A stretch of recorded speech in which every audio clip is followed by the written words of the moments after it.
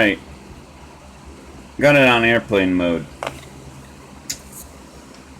And this is only take 2.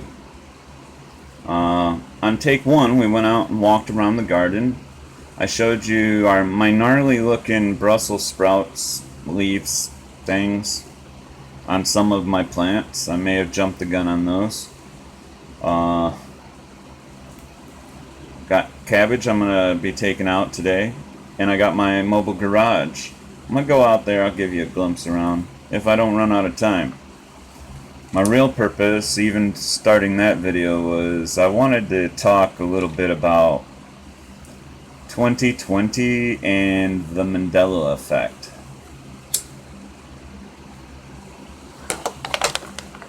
But because I'm a quibbler and I gotta tell you something else that ain't got nothing to do with it. You know, while I was just talking, it's weird because, like, when I listen to myself talk, I totally do not sound anything like I do when I rewatch my video.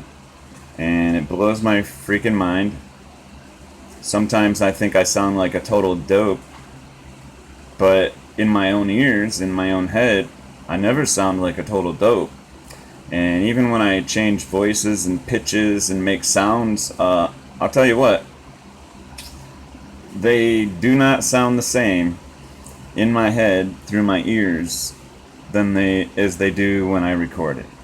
Interesting. Yeah, perspective, right? And my own perception. So, alright, here we go. Can you see my notes? Let's help you out here.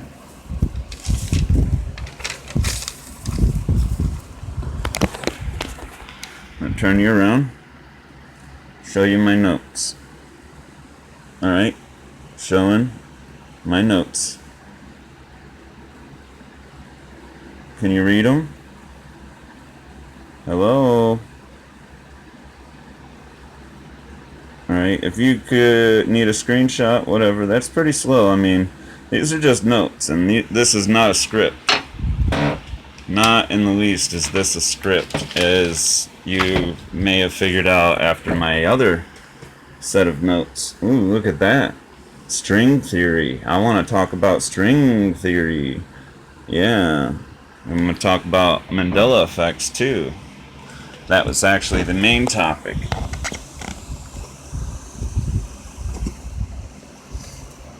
So, I'm going to blow my mind. Maybe even blow your mind. But I lost my lighter. There we go.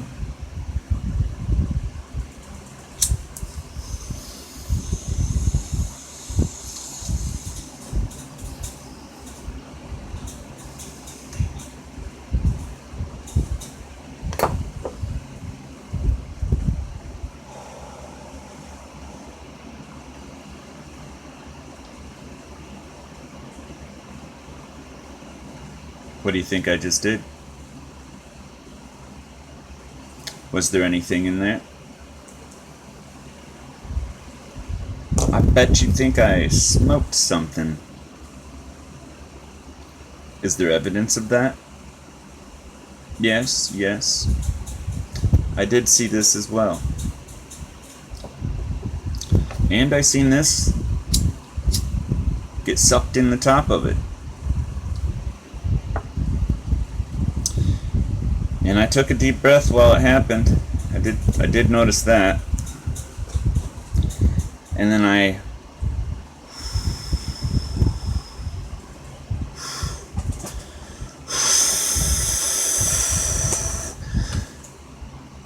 see, Bill Nye ain't the only dude that got tricks. What's the point of that? Is it relevant to anything I've got to say? I'm going to give you a couple seconds to think about that. I'll be right back.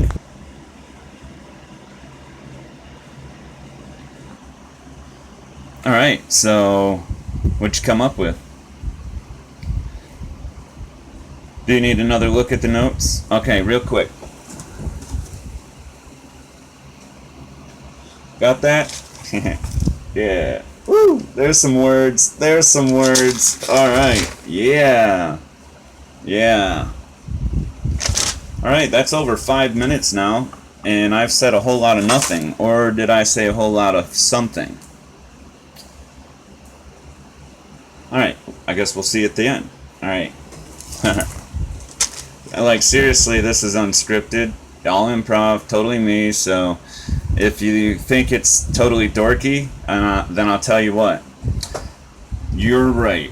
You are 100% hitting that nail on its head. That nice, beautiful piece of crown molding that you're putting up will suffer no damage because you are very accurate. So, Mandela effects. If you haven't heard about the Mandela effects, there are reported cases of people remembering things that are not the same as others remember them, nor are they the same as they can verify even. You can look it up, alright? It's after Nelson Mandela. Okay, it gets its name because Lady Yo-Yo says, "Hey, yeah, what's up?" And these people's like, "Hey, Nelson Mandela," and she's like, "Hey, he died a long time ago, I thought." And they're like, "No, he just died." And she's like, "What? Holy crap. I remember him dying." So then, she's talking about this weird occurrence, alright, where she totally misremembered something that, for whatever reason, seemed important to her, and she kind of makes comments about that, and people start commenting back that they remembered it the same way. So, after all these years, since, like around 2012, millions of people misremember. We'll go with the common consensus. We have bad memories. And I say we because, yes, I do recognize some of these Mandela effects. Alright? So, and let me just tell you a couple. And think of the Volkswagen logo. I just want you to think of it. Alright? Think of what that looks like in your mind. I mean, you had to have seen the VW logo. Think of what that looks like. And how about the Ford logo? Think about that. Close your eyes. Picture it. Picture it. If you're a Ford owner, you gotta be able to know what that looks like. Alright, now some of us have vivid pictures of these things because we may have grown up with Ford trucks. Like, I've seen many Ford trucks. Volkswagen was always popular because of the Bug and the old buses. I grew up in a car family. So when you see just something that don't make sense, especially the Ford logo, and I'm going to tell you, probably a couple years before I even heard of the Mandela effect, I remember I'm sitting in the company's work truck and I'm looking at the steering wheel at the little ovular shaped Ford logo. And I remember just sitting there like, wow, they changed the writing. And I literally thought to myself that is very queer. It don't even look good. Don't even look good. And some of these Mandela effects really kind of made sense. Like the Berenstain Bears. I remember that book from when I was a kid. Can't tell you the title, but I do remember the Berenstain Bears. We had a couple books when I was a kid, and one of them for years. I remember the mom and the dad bear and all that. But apparently it's not even Berenstain Bears. It's the Berenstain. Berenstain. S-T-A-I-N. Okay? And maybe what I've mentioned already is enough for you to see something that's out of whack. And I think that's really all it is. I actually believe that it's a sign of sorts. Especially when you look at the changes that are reported in the King James Bible, where wineskins have been changed to bottles. Grain has been changed to corn. Couch has been changed, or mat has been changed to couch. Tablets are tables, and it's the lion and the lamb laying in the prairie together. No. It is the lion and the wolf in Isaiah, alright? The lion is mentioned. But Google lion and lamb. See how many people put a verse up of the lion shall lay with the lamb and have pictures of lions and lambs. I mean, there's something that just don't make sense. Some people think there are parallel universes and alternate realities. Probably just another oversimplification that sounds so fancy and I cannot explain, no different than an alteration in the Matrix. Why couldn't the computer program me too? Where's your evidence that we live in a matrix? When did this happen? Alright? People blame CERN and D-Wave like they can travel back in time or change people's minds and influence them to make a logo look a certain way. Pretty simple. What's the motive? See, some people also believe. Oh, let me stop there. I'm going to tell you my own personal belief right there with what I've said. I think it's a supernatural phenomena that maybe God himself has done. So that those of us who need to see will be able to see. Will we choose to see? I've seen a lot more since first stumbled across the Mandela effect, and I'd seen a lot more before the Mandela effect, how things just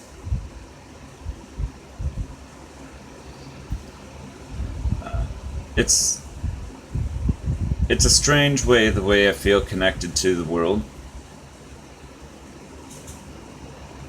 And I don't have words to describe it. Especially with the 7 minutes I have left. But I think maybe the sign is in the Bible there for the Christians. And the Mandela effect itself and the logos is maybe there for the secular. And open them up for that truth. And if we can find that commonality, that something is being shown to us, if we're looking, we can find it. I believe I've found it, and for me to repeat what I believe, what I feel, what I think, you would probably think I'm absolutely nuts, and in some ways of how I would handle certain situations, you would probably think I'm absolutely cold-blooded. But I'm going to tell you, I believe I'm here in this time for a purpose bigger than I ever thought I would be. And I hope I can at least go down in a blaze of glory when my day arrives to show all the power and might and glory that is our Father Yah. See, I'm a wretch too. A vile sinner. We all are. And if you say any different, you're lying to yourself if you're not only lying to us. We all have the darkness that has been in our life, but that darkness can be overcome with true light. You know, you can walk into a large room that is pitch black and no light anywhere to be found, and light a candle and see your way. Or you can start a fire, light the whole place up, be on fire. So that's really what I think the Mandela effect is some sort of sign. Maybe I'm wrong. Maybe I'm wrong. Am I going to be deceived if I'm wrong? Maybe in some way I already had been to be wrong. Does that mean I will further be deceived? Doesn't have to be. So what about the unaffected? What does that mean?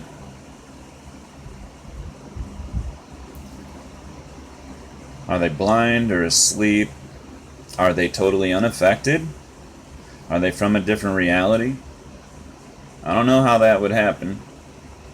Because if there's another me somewhere, when and how did our minds flip-flop? And then what's his life like?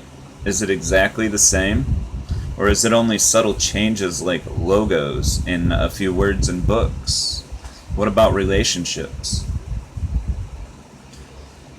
The possibility of another me and another you existing somewhere is supported by scientists in ways. When you look at string theory, how these smallest building blocks, the electrons or neutrons or protons, I get them all confused. Scientific studies have shown that the same element or the same energy particle can exist in multiple locations at the same time, behave the same way. Both have different effects given to them, as if where one goes, it's left alone, and the other is affected by an outside force, let's say. A change. Something changed, but they're the same. And it's very possible they have a connection. And you can even think about that when you look at first dimension, second dimension, and third dimension existence.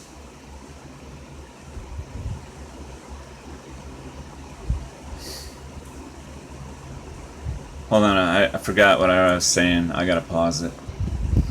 Alright, so with string theory, if these single particles can exist in different locations, what about whole collections of them? People. You know, and maybe there's more than just a double. Maybe it's an infinite number. Maybe there are whole planets. See, to me, that's even further out there than believing it could just simply be a sign. But I do think there is something behind the string theory, because even though I don't believe what I see in the sky is what I've been taught, there is something there. Something special. Something totally special. But that string theory could explain a lot of things, like soulmates, even the star-crossed lovers that may very likely be soulmates. Maybe it's because they really are connected.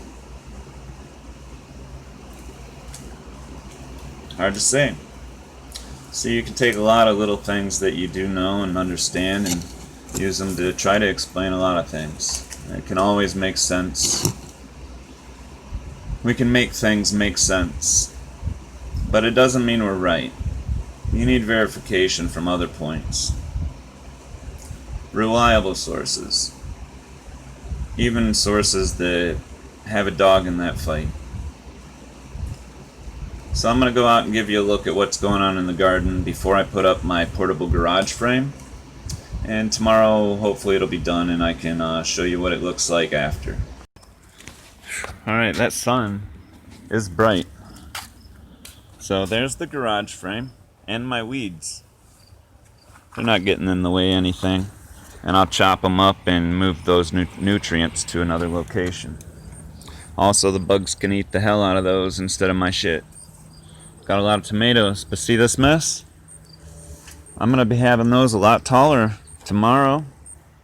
Probably Wednesday. Tomorrow I may not have the tomatoes tied up, but Wednesday. Tomorrow I gotta put up a fence and check out a deck. I may be doing mods or repairs. I don't know. We'll see. Walk into it with a few tools, see what I can get done. Anyway, may God bless you. Bailey wanted to say hi again. Hi. Well, say hi then.